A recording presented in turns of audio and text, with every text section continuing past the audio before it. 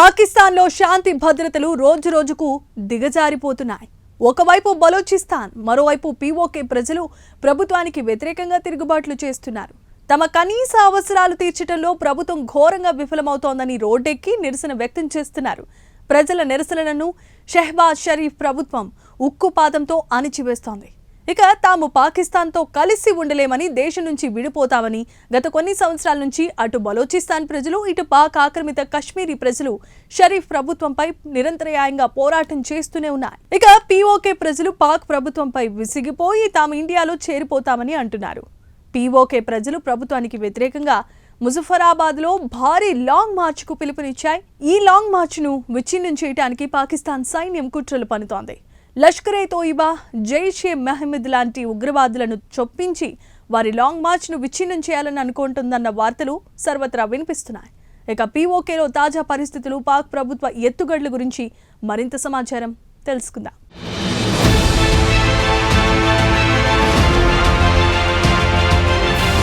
పాకిస్తాన్లో ఆక్రమిత కశ్మీర్ లేదా పీఓకేలో పరిస్థితులు నానాటికి దిగజారుతున్నాయి.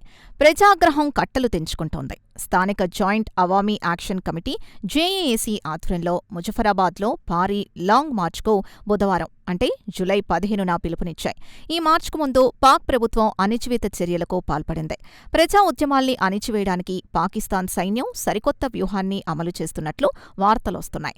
లష్కర్-ఏ-తోయిబా, జైష్-ఏ-మహమ్మద్ ఉగ్రవాదుల్ని నిరసనకారుల మధ్యలో చొప్పించి హింసను ప్రేరేపించాలని చూస్తున్నారన్న వార్తలొస్తున్నాయి. ప్రస్తుతం పాకిస్తాన్ ఆక్రమిత కశ్మీర్ పీఓకేలో ఉద్రిక్త పరిస్థితులు నెలకొన్నాయి. పెరిగిన నిత్యావసర ధరలు, విద్యుత్ ఛార్జీలు, గోధుమ పిండి కొరత వంటి అనేక సమస్యలపై స్థానిక ప్రజలు నిరసనలు తెలియజేస్తున్నారు. Joint Awami action committee JAAC ఆధ్వర్యంలో ఈ నిరసనలు జరుగుతున్నాయి. గత కొన్ని నెలలుగా కొనసాగుతున్న ఈ ఆందోళనలు ఇప్పుడు ముజఫరాబాద్లో భారీ మార్చ్గా మారాయి. ఈ మార్చ్కు ముందు పాకిస్తాన్ ప్రభుత్వం పెద్ద ఎత్తున భద్రతా బలగాల్ని మోహరించి అణచివేత చర్యలకు పాల్పడుతోంది.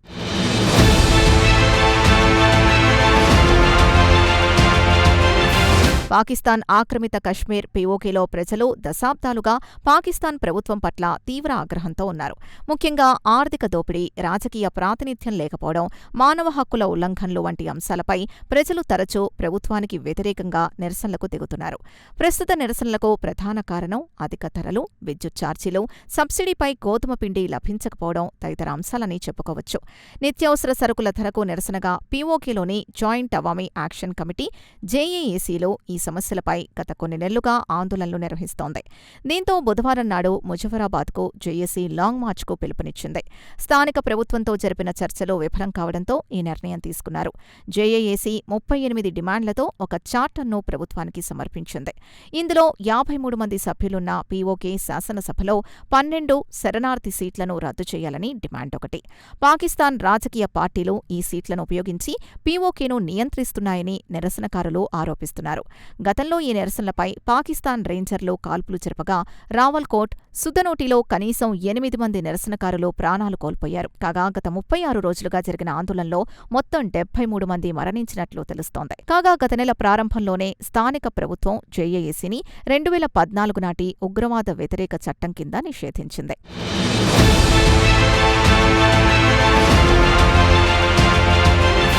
పీఓకేలో జేఏఏసీ చేపట్టిన ముజఫరాబాద్ మార్చ్ను అడ్డుకోవడానికి పాకిస్తాన్ సైన్యం సరికొత్త కుట్రకు ప్లాన్ చేస్తున్నట్లు వార్తలొస్తున్నాయి. శాంతియుతంగా జరుగుతున్న ఈ నిరసనలోకి లష్కర్-ఏ-తోయిబా, జైష్-ఏ-మహమ్మద్ ఉగ్రవాదుల్ని చొప్పించి హింసకు ప్రేరేపించాలని చూస్తున్నారన్న వార్తలు పీఓకేలో గుప్పమన్నాయి. శాంతియుతమైన ఈ ప్రదర్శనలోకి ఉగ్రవాదుల్ని చొప్పించి హింసను ప్రేరేపించడం, ప్రభుత్వ ఆస్తుల్ని ధ్వంసం చేయడం, భద్రతా బలగాలతో ఘర్షణలకు దిగేలా చేయడం ఈ కుట్ర ప్రధాన లక్ష్యం. దీని ద్వారా ఈ ప్రజా ఉద్యమాన్ని ఉగ్రవాద సంబంధిత ప్రచారంగా చూపించి ఆందోళనకారుల అణచివేత సమర్థనీయమే అనేలా చేయడమే పాకిస్తాన్ సైన్యం వ్యూహంగా చెబుతున్నారు. అలాగే నిరసనకారులపై ఉగ్ర ముద్ర వేయడానికి ఉగ్రవాదుల్ని ఉపయోగించుకోవాలని పాకిస్తాన్ ఐఎస్ఐ భావిస్తోంది. పౌర హక్కుల ఉద్యమాన్ని ప్రభుత్వ వ్యతిరేక ఉగ్రవాద కుట్రగా చూపించి నిరసనకారులపై ఉగ్రవాద నిరోధక ఆపరేషన్లను ప్రారంభించేందుకు ఇది వీలు కల్పిస్తుంది. పీఓకేలో జైష్-ఏ-మహమ్మద్, ఇతర పాకిస్తాన్ మద్దతు గల ఉగ్రవాద గ్రూపులు రావల్కోట్, ముజఫరాబాద్ వంటి ప్రాంతాల్లో ఇప్పటికే తమ నెట్వర్క్లను కొనసాగిస్తున్నాయి. దీంతో ఈ కుట్రకు మరింత బలాన్ని చేకూరుస్తుందన్న టాక్ వినిపిస్తోంది.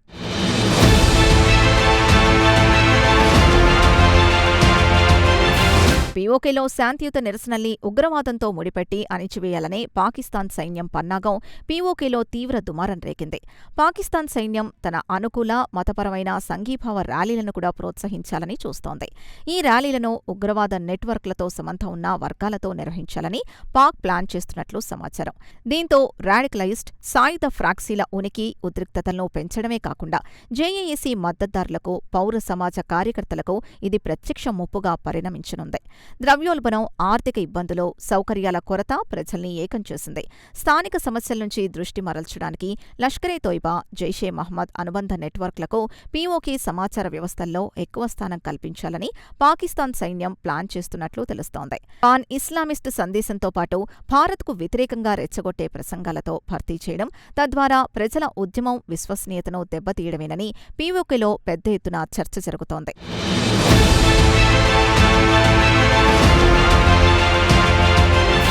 పాకిస్తాన్ సైన్యం లష్కరే తోయిబా, జైషే మహ్మద్ నెట్వర్క్లను జేఏఏసీ నాయకులని బెదిరించడానికి లేదా వారిని పదవి నుంచి తొలగించడానికి ఉపయోగించాలని కూడా ఆలోచిస్తున్నట్లు తెలుస్తోంది. పోలీసులకు లేదా రేంజర్లకు బదులుగా మిలిటెంట్ ఫ్రాక్సీలను ఉపయోగించడం వల్ల ఏవైనా దాడులు జరిగినా ప్రభుత్వంపై మచ్చపడకుండా జాగ్రత్త పడవచ్చు అనే ఆలోచన కూడా ఉంది. పీఓకేలోని నిరసనకారులపై పాకిస్తాన్ సైన్యం ఉగ్రవాద ముద్ర వేయాలని చూస్తుందన్న వార్తలొస్తున్నాయి. దీంతో రాజకీయ, న్యాయపరమైన చిక్కులకు దారితీస్తాయి.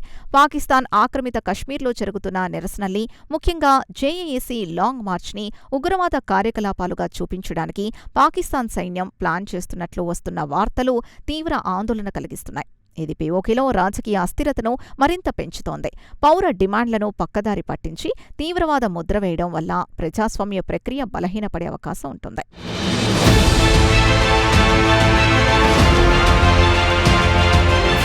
కాగా పాక్ ప్రభుత్వ పన్నాగాన్ని స్థానిక రాజకీయ పార్టీలు, ప్రతిపక్షాలు తీవ్రంగా ఖండిస్తున్నాయి.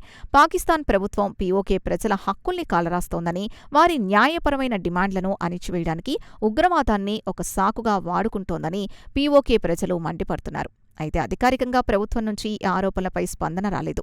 జేఏఏసీని ఉగ్రవాద వ్యతిరేక చట్టం 2014 కింద నిషేధించడం ఇప్పటికే న్యాయపరమైన చిక్కులకు దారితీసింది. నిరసనకారులపై ఉగ్రవాద ఆరోపణలు మోపడం ద్వారా వారికి బెయిల్ లభించడం కష్టమవుతుంది. తద్వారా వారిని సుదీర్ఘకాలం జైళ్లలో ఉంచడానికి అవకాశం ఏర్పడుతుంది. ఇది పీఓకేలోని పౌర సమాజంలో తీవ్ర భయాందోళనల్ని సృష్టిస్తోంది. ఈ పరిస్థితిలో అంతర్జాతీయంగా పాకిస్తాన్పై మానవ హక్కుల ఉల్లంఘనల ఆరోపణల్ని మరింత పెంచే అవకాశం ఉంటుంది.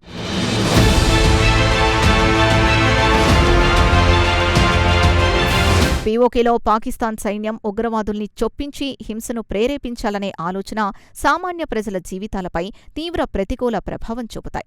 ఇప్పటికే ద్రవ్యోల్బణం, అధిక విద్యుత్ ఛార్జీలు, గోధుమ పిండి కొరత వంటి సమస్యలతో సతమతమవుతున్నారు ప్రజలు. ఈ ఉద్రిక్త పరిస్థితుల వల్ల మరింత ఇబ్బందులు ఎదుర్కొంటారు. హింస పెరిగితే సాధారణ కార్యకలాపాలు స్తంభించిపోతాయి, వ్యాపారాలు దెబ్బతింటాయి, నిత్యావసరాల సరుకులు కొరత ఏర్పడుతుంది. నిరసనల్లో పాల్గొంటున్న వారిపై ఉగ్రవాద ముద్ర వేయడం ద్వారా వారి కుటుంబాలు తీవ్ర ఒత్తిడికి గురవుతాయి. అరెస్టులు, నిర్బంధాలు, కఠిన చట్టాల అమలుతో ప్రజల్లో భయం నెలకొంటుంది. పిల్లల విద్య, ఆరోగ్యం వంటి ప్రాథమిక అవసరాలపై కూడా ప్రతికూల ప్రభావం చూపుతాయి. ఆర్థిక సంక్షోభం ప్రజల్ని ఇప్పటికే అప్పుల ఊబిలోకి నెట్టింది. ప్రస్తుతం పీఓకేలో పరిస్థితులు ఉద్రిక్తంగా మారాయి. జేఏఏసీ పిలుపునిచ్చిన ముజఫరాబాద్ లాంగ్ మార్చ్కు ముందుగానే పాకిస్తాన్ ప్రభుత్వం అదనపు భద్రతా బలగాల్ని మోహరించింది. 16,000 మందికి పైగా భద్రతా సిబ్బందిని మోహరించినట్లు అధికారికంగా ప్రకటించింది. అల్లర్లను నివారించడానికి కొన్ని ప్రాంతాల్లో కర్ఫ్యూ, నిషేధాజ్ఞలు విధించే అవకాశం కూడా ఉంది. మొత్తానికి నిరసనకారులు ఉగ్రవాదులుగా ముద్రవేసి ప్రజా ఉద్యమాన్ని నీరుగార్చాలన్నది మునీర్ షరీఫ్ల ప్లాన్ అన్న టాక్ పీఓకేలో వినిపిస్తోంది.